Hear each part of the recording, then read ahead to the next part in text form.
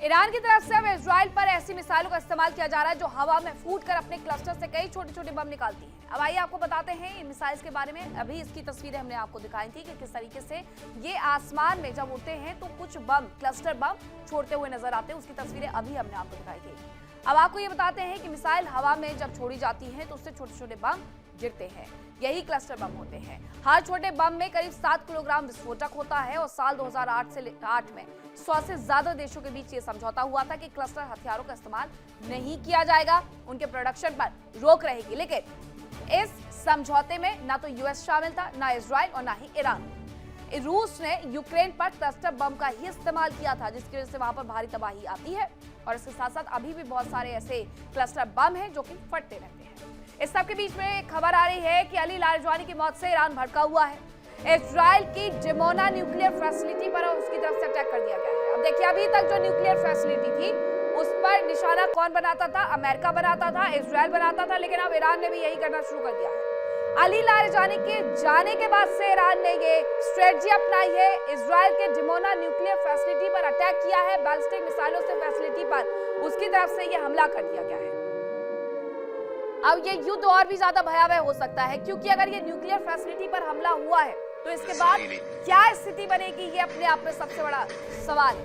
कई international reports ये कहने लगी है कि ये जो रिफाइनरीज पर अटैक होते हैं, ये जो परमाणु फैसिलिटी पर अटैक होते हैं, इसकी वजह से निकलने वाला धुआं दशकों की बीमारी देकर के जाएगा। आगे आने वाले वक्त में उनसे छुटकारा पाना मुश्किल हो जाएगा।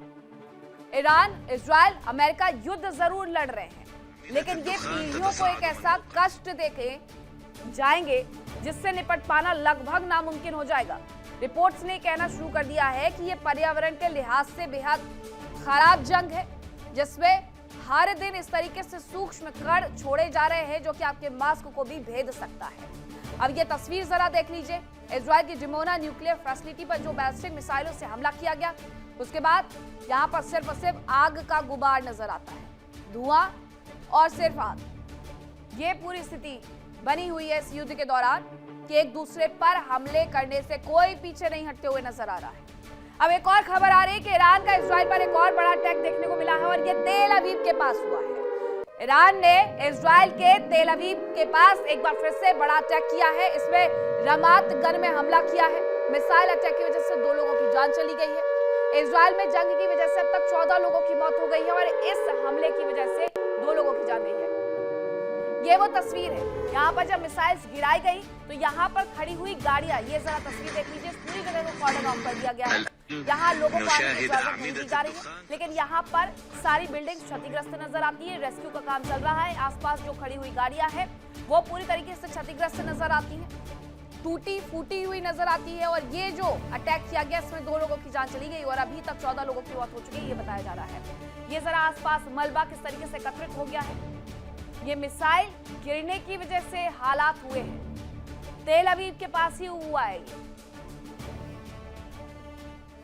ये युद्ध सिर्फ और सिर्फ भयावह हो रहा है। ये युद्ध इस कदर भयावह हो रहा है कि बिल्डिंग्स को नुकसान पहुंचाने के साथ साथ लोगों की जान से भी खिलवाड़ किया जा रहा है। अमेरिका कल तक ये कह रहा था कि 32,000 लोगों को प्रदर्शन के दौरान ईरान ने कुचल दिया, लेकिन आज वही अमेरिका, वही इजराइल जो ये कहता था कि ईरान के अंदर लोगों के साथ अत्याचार हो रहा है, अब वो ईरान के लोगों को ही निशाना बना रहा है। तो दूसरी तरफ ऐसा नहीं है कि ईरान हाथ पर हाथ रखे बैठा हुआ है। ईरान की तरफ से भी पलटवार भरपूर किया जा रहा है। पलटवार के बाद ये तस्वीर इसीलिए इस तरीके से बदल जाती है कि जो हमला हुआ, जो अटैक हुआ, उसमें सब कुछ तबाह हो गया। अब इजराइल ने, अमेरिका ने इसकी शुरुआत की है, तो ऐसा तो नहीं है कि वो नुकसान से अछूता रह जाएगा। नुकसान उसे भी उतना ही ज्यादा हो रहा है और अभी भी ये युद्ध नहीं रुकेगा, ये एक्सपर्ट्स तमाम कहते हुए नजर आ रहे हैं।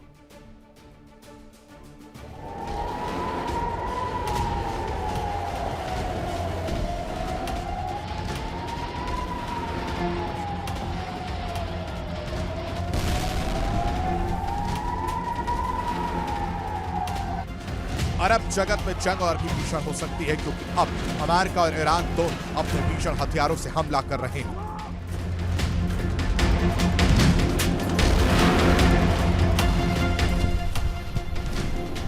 ईरान ने जहां एक और सेजल मिसाइल हमले शुरू कर दिए हैं जो कि सॉलिड फ्यूल से चलती है और आयरन डोम को चकमा दे सकती है, जबकि अमेरिका ने B-1B बॉम्बर ईरान पर हमले के लिए उतार दिए हैं।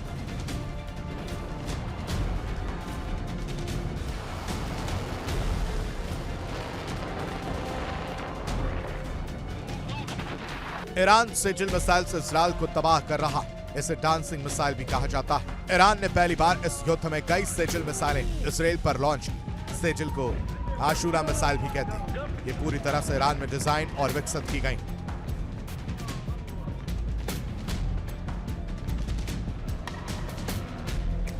सेजल एक मध्यम दूरी की बैलिस्टिक मिसाइल है जो सॉलिड फ्यूल से चलती है। इसे लॉन्चिंग के लिए जल्दी तैयार किया जा सकता है। इसी वजह से इसे छुपाना भी आसान है। ये 700 किलोग्राम तक का पेलोड ले जा सकती है और करीब 2000 किलोमीटर दूर तक मारक क्षमता है। इसकी रफ्तार 6000 किलोमीटर प्रति घंटा हो सकती है।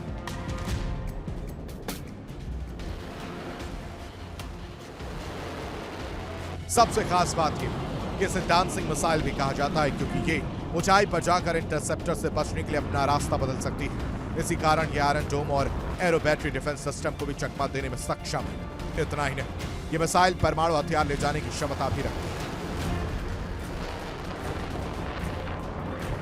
उधर अमेरिका ने भी अपना घातक बॉम्बर जंग में उतार दिया है कि अमेरिका के सेंट्रल कमांड सोशल मीडिया पर इसकी जानकारी दी। अमेरिका के मुताबिक B-1B लांसर बॉम्बर का इस्तेमाल पश्चिमी एशिया के युद्ध में किया जा रहा है। सेंट्रल कमांड ने आसमान में इसके रिफ्यूलिंग का वीडियो भी जारी किया। यह भी बताया कि बम वर्षक विमान 34,000 किलोग्राम तक के घातक बम और मिसाइलें ले जाने की ताकत रखता है। B-1B बॉम्बर के इस्तेमाल का मतलब है कि अमेरिका ने ईरान को पूरी तरह तबाह करने का मन बना लिया। इसकी असीम शक्ति किसी भी मुल्क को खौफजदा कर सकती है। B-1B बॉम्बर पर करीब 75,000 पाउंड तक के घातक हथियार लोड किए जा सकते हैं।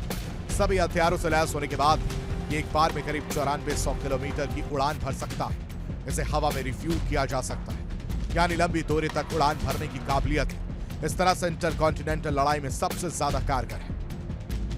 बताया जा रहा है कि अमेरिका के पास ऐसे 100 से ज्यादा बॉम्बर हैं जो 40,000 फीट की ऊंचाई पर 1.2 मैक की रफ्तार से उड़ान भर सकते हैं। इसे उड़ाने के लिए 4 क्रू मेंबर्स की जरूरत पड़ती है। यह दुश्मन के सैन्य अड्डों और बंकरों को तबाह कर सकता है। अमेरिका ने पहले भी इसका इस्तेमाल अफगानिस्तान, सीरिया और इराक युद्ध में किया था। साफ है, इन खतरनाक हथियारों की मौजूदगी में जंग और लंबी खिंच सकती है और इस जंग का विस्तार होने के साथ ही भीषण होने की आशंका भी जताई जा रही है। Bureau report, India TV.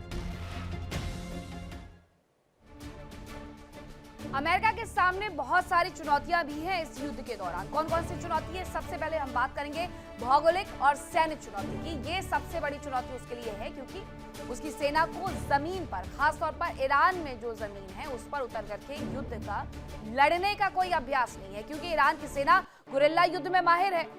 सालों तक जमीनी ऑपरेशन वहां पर चल सकता है और सेना को गोला बारूद की सप्लाई चुनौती एक बड़ी चुनौती बन सकती है। अमेरिकी अर्थव्यवस्था पर इसकी वजह से बोझ भी पड़ सकता है।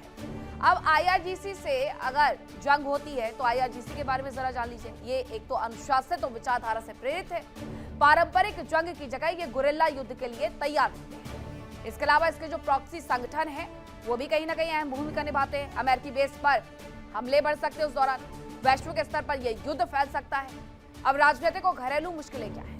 अमेरिकी लोग जमीनी जंग बिल्कुल नहीं चाहते और ट्रंप प्रशासन पर इसकी वजह से सियासी दबाव भी बढ़ते जा रहा है। बहुत सारे ऐसे नेता हैं, सुरक्षा में तैनात रहे अधिकारी हैं जिन्होंने अब इस्तीफा देना शुरू कर दिया है और उनका साफ तौर पर कहना है कि अमेरिका ने जो युद्ध की शुरुआत की है बेहद गलत की है। बातचीत के रास्ते से सब कुछ सुलझाया जा सकता था, लेकिन अमेरिका ने युद्ध का रास्ता चुना है और उसमें अमेरिका ने, ट्रंप ने अमेरिका को इस पूरे युद्ध में झोंक दिया है। यह ट्रंप पर आरोप लगने लगते हैं।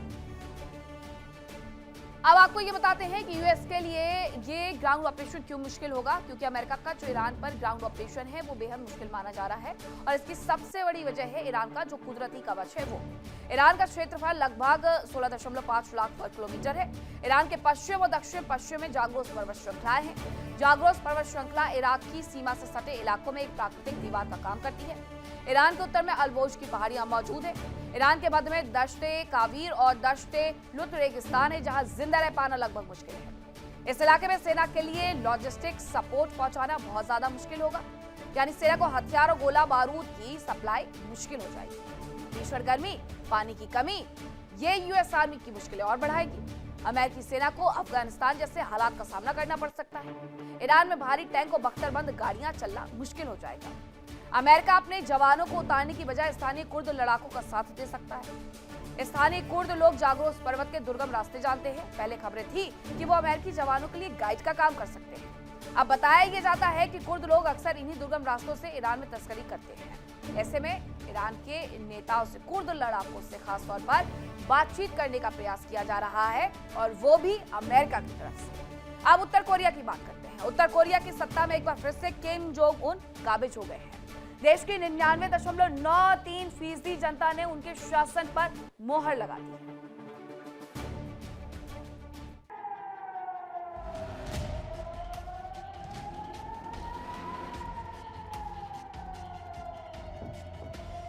उत्तर कोरिया इन दिनों चर्चाओं में। किम जोंग उन को एक बार फिर देश का सुप्रीम लीडर चुन लिया गया है। 99.93% वोटों के साथ उन्होंने संसदीय चुनाव जीत लिया।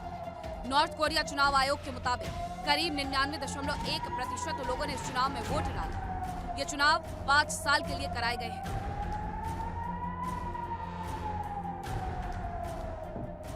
नॉर्थ कोरिया के supreme leader Kim Jong Un ने 99.93 वोटों के साथ संसदीय चुनाव जीत लिया। कुछ समय पहले ही सर्वोच्च सदन यानी सुप्रीम पीपुल्स असेंबली के लिए मतदान हुआ, जिसमें खुद किम जोंग उन ने एक कोयला खदान में जाकर वोट डाला।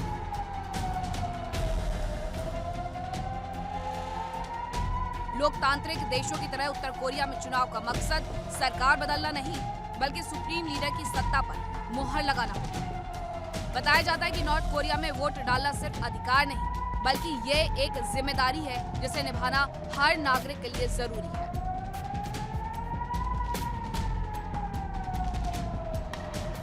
नॉर्थ कोरिया में सर्वोच्च सदन ही सरकार के सभी क्षेत्रों में कानून बनाती है और नीतियों का प्रबंधन करती है, और किम जोंग उन इन सदन के नेता चुने गए हैं। सदन में विपक्ष की कोई भूमिका नहीं होती है।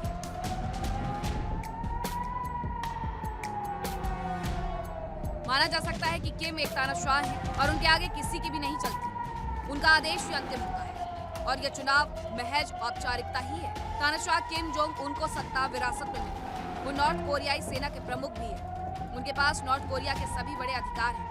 नॉर्थ कोरिया पीपुल्स असेंबली में कुल 687 सीटें हैं। इन सीटों पर किम की वर्कर्स पार्टी गठबंधन सहयोगियों के सहारे मैदान में उतरी।